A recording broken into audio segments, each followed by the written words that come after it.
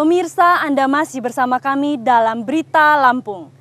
Bagi Anda yang baru bergabung, berikut Berita Lampung pilihan hari ini.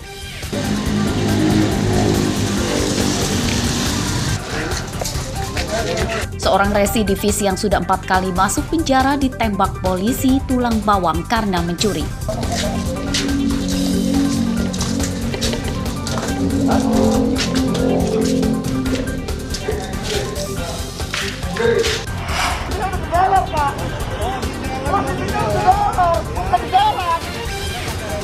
Seorang pengendara memprotes polisi Bandar Lampung yang menilang motornya di depan dealer.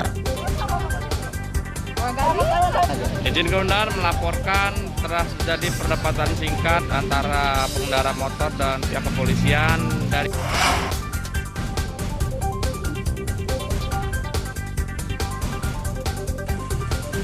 Petani padi di Bandar Lampung mengeluhkan langkanya pupuk bersubsidi.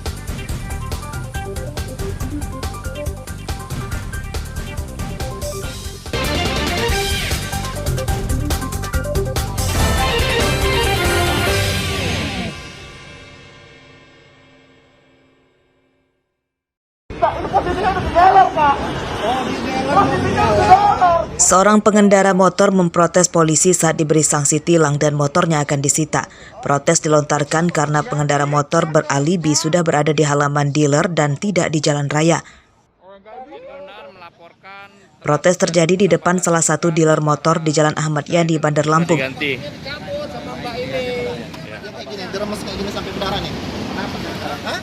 Jumat siang, fakta terungkap rupanya pengendara motor bernama Andri, warga Fajar Baru, Lampung Selatan, melanggar lalu lintas.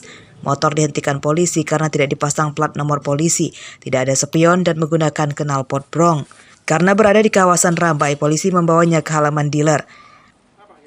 Jadi yang bersangkutan, beliau memasuki kawasan tertib lalu lintas Jalan Ahmad Yani. Ya, pas anggota patroli melihat ada pelanggaran kasat mata, nggak pakai TNKB, plat nopol, termasuk knalpot bising, dihentikan sama anggota. Bukan dikejar, dihentikan. Pas berhentinya di depan dealer Kawasaki. Nah, karena mengganggu arus lalu lintas itu, naiklah ke atas itu. Jadi bukan kendaraan baru. Pengendara motor yang ditilang mengakui kesalahannya. Ia mengaku merekam namun tidak menyebarkannya di media sosial. Video yang di TikTok itu kita malah nggak tahu, Pak. Jadi itu hoax semua gitu, yang keluar dari dealer ataupun banyak beredar motor baru gitu, itu nggak, di situ itu nggak benar gitu. Posisi kita sempat menyebarkan ke grup-grup kita atau enggak, Pak? Enggak, kita nggak menyebarkan grup, kita nggak menyebarkan kemana-mana. Cuman entah kemana video itu sudah sampai di TikTok gitu. Tapi memang sempat merekam kemarin? Ya, ngerekam kita, Pak. Motor yang disita kemudian dikembalikan setelah Andri membayar denda tilang dan mengganti knalpotnya serta memasang spion dan plat nomor polisi. Rabila Stem melaporkan dari Bandar Lampung.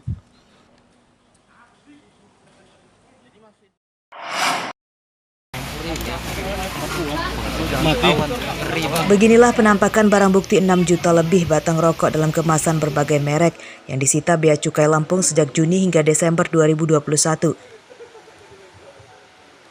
Selain rokok senilai 6 miliar rupiah lebih, juga disita 49,2 ribu liter minuman keras serta 20 ribu kilogram tembakau rajangan.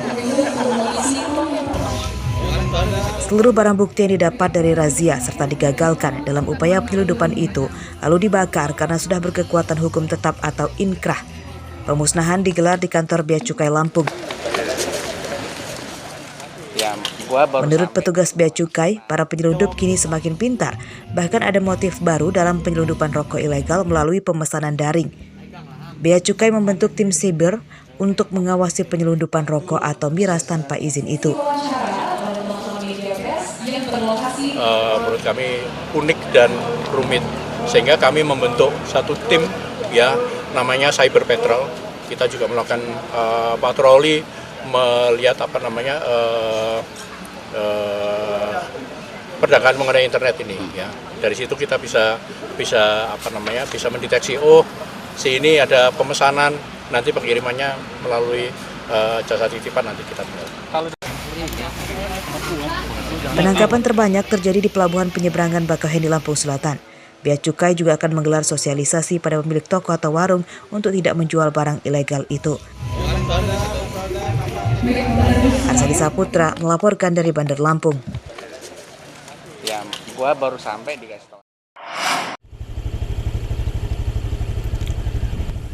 Kelangkaan pupuk bersubsidi menyusahkan petani sebab harga pupuk non-subsidi diklaim terlalu mahal.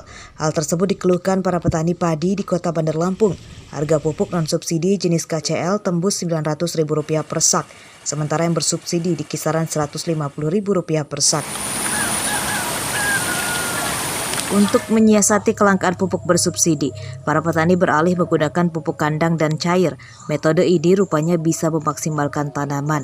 Hasil panen padi masih di kisaran 7 ton per hektar. Jumlah panen itu diklaim malah naik dibanding dengan pupuk kimia yang rata-rata menghasilkan 6 ton padi per hektar. Kalau di Bandar Lampung kita panen bisa per hektar 6 ton. Itu kalau per hektar, kalau dibandingkan dengan tahun-tahun sebelumnya Bang, untuk tahun ini itu seperti apa Bang? Kalau ada kenaikan 1 dari 6 ton ke 7 ton per hektar. Makanya ada syukuran nih. Oh berarti ini ada peningkatan kita. Oh, nah untuk kiat-kiat kita sendiri Bang untuk meningkatkan hasil pertanian kita itu apa Bang ininya Bang? Itu ya perawatan maksimal. Karena berada di kota, pasokan pupuk kandang juga sedikit. Dinas Pertanian Bandar Lampung akan segera menjalin kerjasama dengan para peternak dari luar daerah. Selain itu juga dia juga bisa yang ini loh, pupuk kandang, hasil ternak mereka ini. Kenapa dia kurang? Memang jatah dari pemerintah pusat juga memang kurang. Tergantung nanti berapa persennya, apa 60%, apa cuma 70%. Nah dari pihak kota sendiri Bu untuk istilahnya mencukupi kebutuhan pupuk dari petani-petani kita di Bandar Lampung itu seperti apa sih Bu? Kita anjurkan untuk mereka menggunakan pupuk kandang atau pupuk cair. Data Dinas Pertanian Bandar Lampung, luasan sawah padi produktif 263 hektar.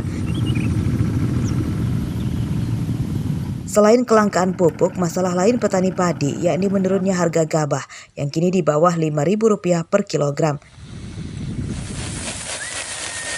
Jeffrey Arifin melaporkan dari Bandar Lampung.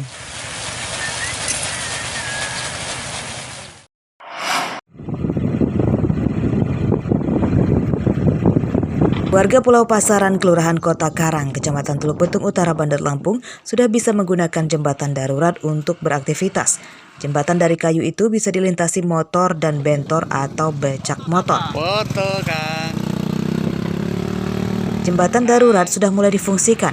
Hal itu karena jembatan yang ada kondisinya tidak memungkinkan akibat kerap terendam banjir rob. Sementara jembatan baru pembangunannya belum rampung. Jembatan ini menjadi satu-satunya penghubung antara daratan dan sentra pengolahan ikan asin di Pulau Pasaran. Meski masih bersifat sementara, jembatan sepanjang 75 meter itu dianggap bisa meningkatkan perekonomian warga. Dari Pemkot ya, baik material maupun buruh tukangnya, cuman warga hanya sekedar membantu. Sifatnya warga kami hanya bergotong royong membantu. Alhamdulillah, karena selama ini kan kendalanya kalau ada banjir rob, karena memang jembatan itu sudah terturun, jadi banjir rob walaupun air standar kita sudah kena. Nah setelah direnovasi begini, direhab ini, alhamdulillah jadi tidak ada kendala. Jalan yang tadinya kami kalau ada air rob, ya air sih hampir sebulan kira 2 kali. Tiap tanggal 15 Jawa atau 1 Jawa itu udah pasti rob. Kami agak kendala, meskipun meskipun kami tetap bisa nyebrang, tapi kendalanya motor semua hancur.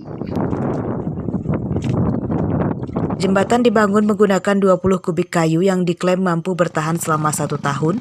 Meski telah ada jembatan darurat, warga mendesak pemerintah kota mempercepat pembangunan jembatan utama. Arsadi Saputra melaporkan dari Bandar Lampung.